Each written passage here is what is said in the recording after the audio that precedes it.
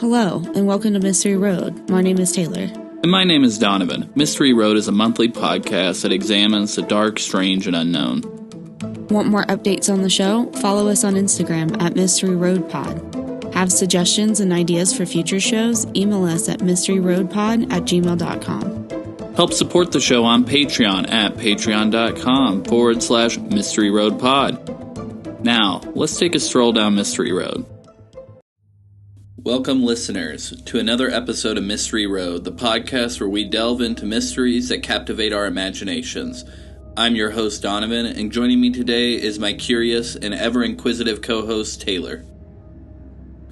Thank you, Donovan. It's great to be here. I'm ready to explore the mystifying world of the unknown. Today we have a captivating topic on our hands, the mysterious phenomenon known as the missing 411.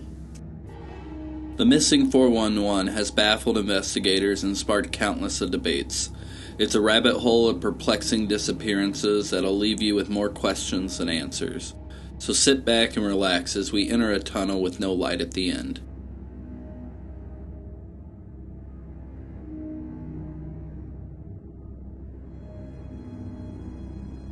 Before we get to the strange disappearances, let's first discuss the man who shed light and created the missing 411 case profile, David Paulides.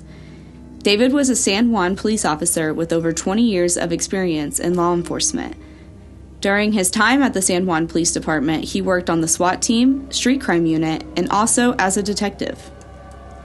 After leaving the police force, David became intrigued with uncovering the truth behind Bigfoot and other unexplained vanishings that occur in and around the National Forest. David is the first professional to bring light to the phenomenon from his books and documentaries. He is also the person who coined the name Missing 411. I would highly recommend looking into his research for additional details. Donovan, would you tell our listeners about the patterns David's investigations have discovered? Through David's research, he was able to develop a case profile based on the similarities from each case.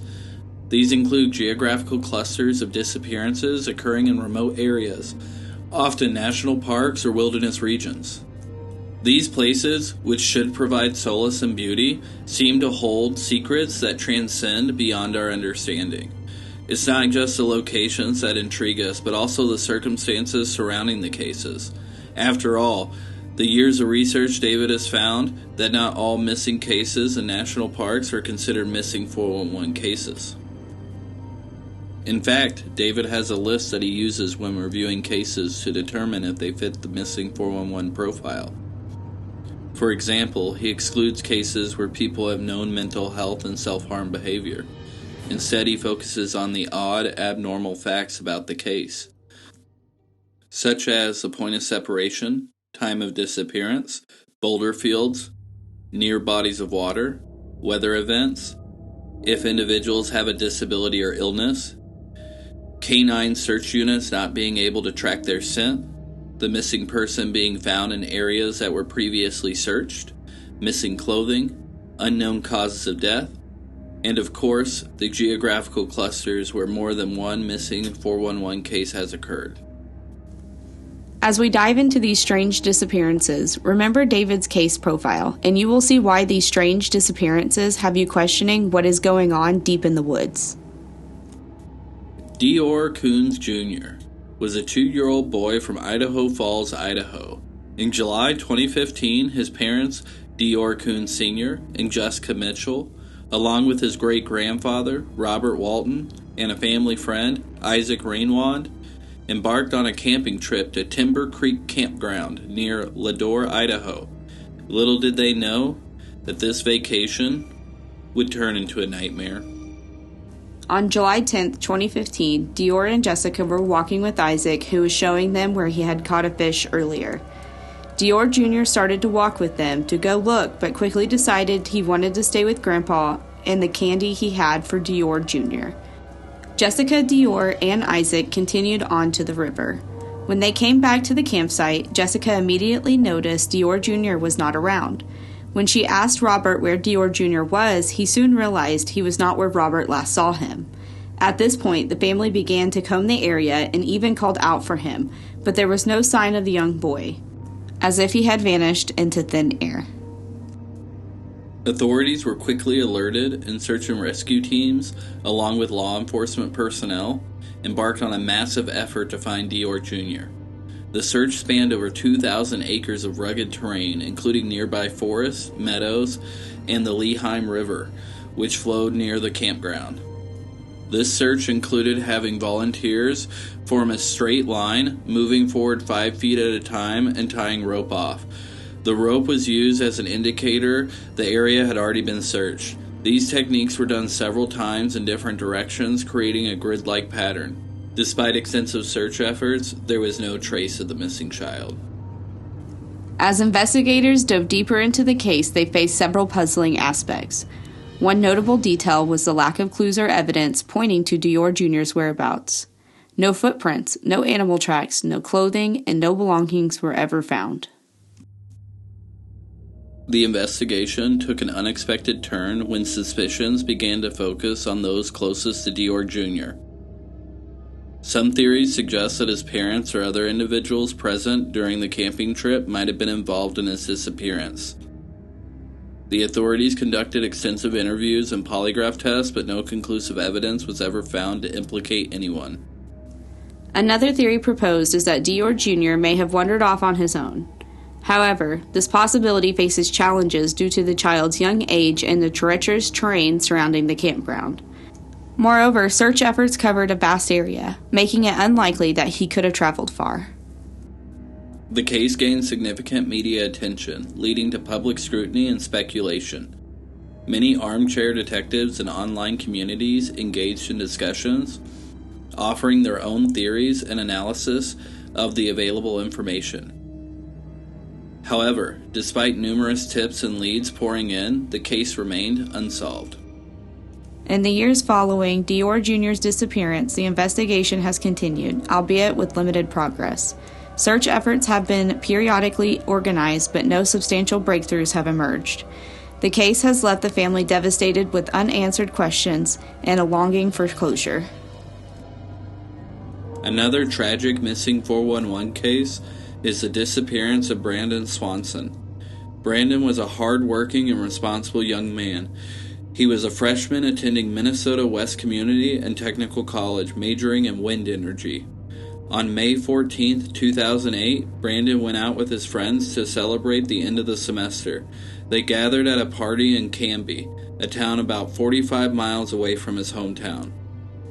Late in the evening, around midnight, Brandon decided to head home. He got into his car, but for some reason still unknown, he ended up driving off the road into a ditch near Taunton, a small town about 10 miles away from Canby. Brandon made a series of phone calls to his father trying to explain his location and ask for assistance. Unfortunately, the call quality was poor and it was difficult to discern the specific details. What we do know is that Brandon mentioned being in a field and couldn't identify his surroundings clearly. Brandon's father, Brian Swanson, immediately went out in his vehicle to try and locate his son. However, due to the poor connection, their attempts to meet up were unsuccessful.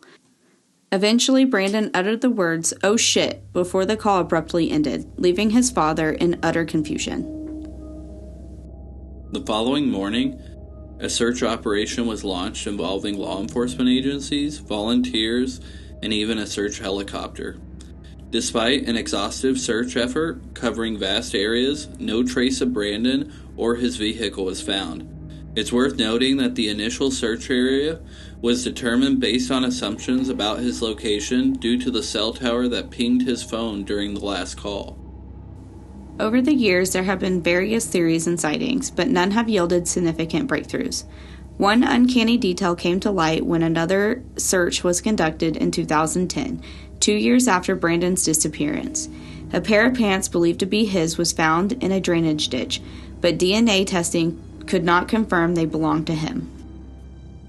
The circumstances surrounding Brandon's disappearance remain highly mysterious and eerie. Some theories propose that he might have suffered an accident or incurred some type of foul play. Others suggest that he could have wandered into unfamiliar territory and succumbed to the elements. However, without any concrete evidence, it's challenging to draw definitive conclusions. Brandon's case remains open, and investigators continue to receive tips and information. His family has been actively involved in raising awareness about his disappearance, hoping that someone with crucial information will come forward. They've also established a website and social media channels to keep his case in the public eye.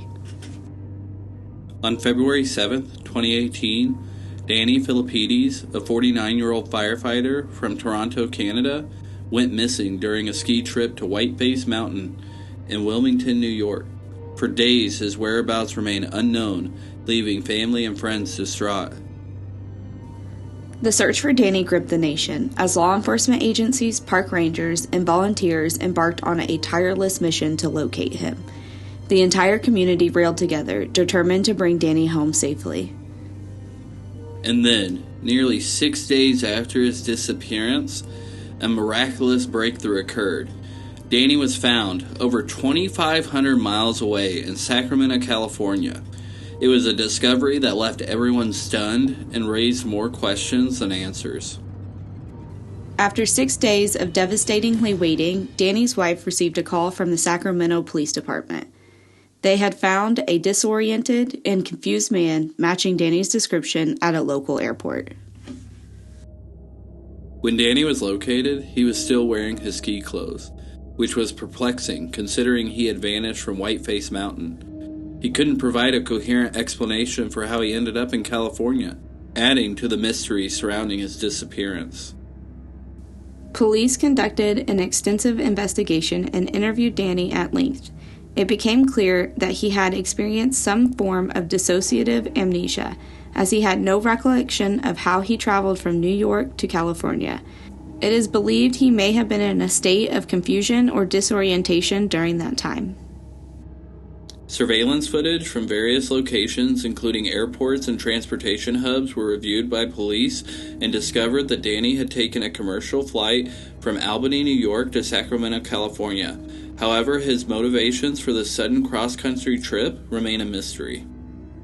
There are several theories that have emerged. Some experts suggest that Danny may have suffered a head injury or experienced a psychological trauma that triggered the dissociative amnesia. Others speculate that he may be a victim of a crime or even involved in illegal activities, but no concrete evidence has supported these theories. Despite all the theories, Danny has been reunited with his family and is receiving the necessary support to recover from whatever happened to him. As for the investigation, while the primary focus was on finding Danny, police are still actively seeking additional information or leads that could shed light on the circumstances surrounding his disappearance and the subsequent journey.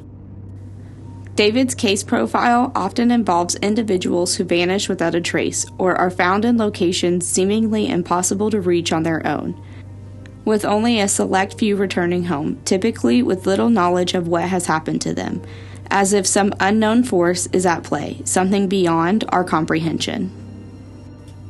While David does not provide definitive conclusions, he touches upon theories like interdimensional portals, alien abductions, and even the involvement of mythical crypts, like Bigfoot, or supernatural entities. These theories offer alternative perspectives, sparking debates and further speculation. It's fascinating how these theories open our minds to possibilities beyond the mundane. However, it is important to approach them with skepticism and critical thinking. Considering conventional explanations like natural hazards, human intervention, or simple misadventure. This next story blurs the lines between the unexplained and the extraordinary.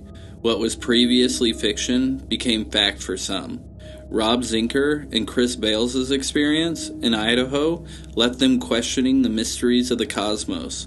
Let's dig into the details of their encounter.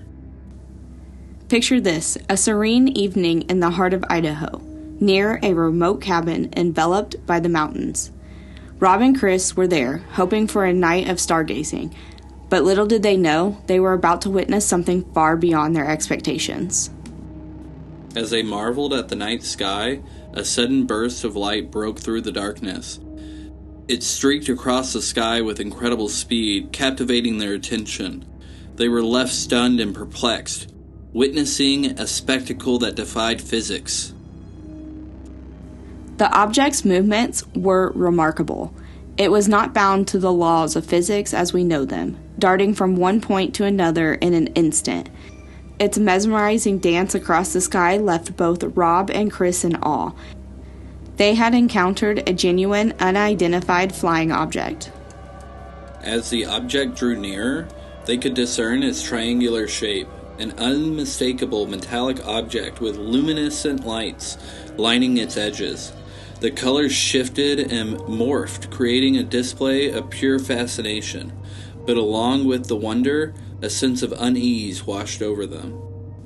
The air around them crackled with an inexplicable energy. A low-frequency hum emanated from the craft, resonating down to their bones. It felt like a form of communication, a message they couldn't decipher. They were face-to-face with a technology far beyond theirs or anyone of this planet's comprehension.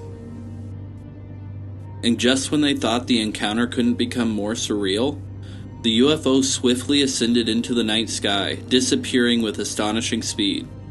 Rob and Chris were left speechless, grappling with the enormity of what they had just witnessed. Their experience, as shared on David Paulides' Missing 411, The UFO Connection, has sent shockwaves through the UFO research community. It raises profound questions about our place in the universe and the existence of otherworldly entities. Their encounter in Idaho has compelled them and countless others to delve deeper into the realm of UFO sightings, abduction phenomena, and the connections to missing person cases explored by David Paulides. After reviewing the location of this event, David noticed this event, Georg Jr.'s last known location, and 2 other events happened in close proximity, leading to more speculation as to extraterrestrial beings visiting our planet and abducting individuals. Which brings us to the baffling alien abduction of Carl Higdon. Now, for those who might not be familiar, Carl is a Wyoming hunter who claimed to have had a jaw-dropping alien encounter back in 1974. It's a story that has both intrigued and bewildered UFO enthusiasts for decades. It all started on October 25th, 1974, when Carl set out on a hunting trip in the Medicine Bow National Forest. He was just a regular guy, enjoying his time in the great outdoors, when things took a turn for the extraordinary. According to Carl, he suddenly found himself face to face with a group of elk, just standing still, not moving at the sight of him. Carl pulled his trigger on his rifle. He stated the bullet hit some type of invisible force field and it just dropped to the ground. He attempted to turn around and leave, however he was stunned by the sight of a see-through UFO cube that was hovering behind him. One of the beings suddenly appeared behind Carl and asked if he was hungry. The being then threw what appeared to be 4 pills at Carl. Carl swallowed one of the pills and had a sudden surge of knowledge go through him. Carl soon found himself aboard their spacecraft and noticed that the 5 elk were also aboard. He was introduced to Ozo, who explained they went down to Earth to obtain food supplies. Carl claimed he had a conversation with Ozo, discovering that their species has to wear an all-black outfit because our sun burns them, and they frequently visit Earth to hunt elk and deer for food. Soon after Carl arrived on board, he said they took off and he was taken to their planet, where they put him behind a screen which determined the aliens had no need for him. Ozo assured Carl he would go back to Earth and someone would find him. Carl's wife, Marjorie, felt she needed to go to him. So after work, Marjorie and the sheriff went to find Carl. When they did, he was somewhat disoriented, and they took him to the hospital, where he was ultimately cleared with a clean bill of health. What is so strange about this is that Carl initially had tuberculosis scars on his lungs, and when they x-rayed him at the hospital, his lungs were completely clear. Carl believes he was released due to having a vasectomy, though has no way of truly knowing. Carl did offer some evidence to back up his extraterrestrial experience. He met with Dr. Leo Sprinkle, who was a psychologist, where he took 3 to 4 polygraph exams that all came back showing that he was telling what he believes is the truth. Carl reported that the beings left behind a mysterious blue book containing bizarre symbols and diagrams. However, when he showed it to experts, no one could decipher its meaning. That, coupled with Carl's sincere demeanor and consistency in his storytelling, has led many to believe his story is factual. These stories, and the many more we didn't cover today, serve as a reminder that there's so much we have yet to understand about the mysteries that surround us. The unknown beckons us to explore, to question, and to seek answers that may redefine our perception of reality. Most importantly, many believe these stories and evidence are another step forward to answer the question, are we alone? The truth remains elusive, and the missing 411 phenomenon continues to challenge those who investigate it. It's a topic that reminds us of the vastness of our world and the mysteries that even with today's technology we still do not understand. With each case we uncover, we come face to face with the unknown. Remember, listeners, in this episode we have only looked at a select few of David's case files, and it should be noted that there are hundreds, if not thousands, of cases like the above, with new ones being added to the list every year. That's it for this episode. Thank you all very much for taking the time to listen to our podcast. Next month, join us as we travel down south to Texarkana, Arkansas, and Texas to investigate the brutal killings of the Phantom Killer. If you like our content, please like, share, and subscribe. Don't forget to follow us on Instagram at Mystery Road Pod. Also, consider donating to our show at patreon.com/Mystery Road Pod to help support the show. If you have ideas for future shows, email us at mysteryroadpod@gmail.com. Links will be in the show notes.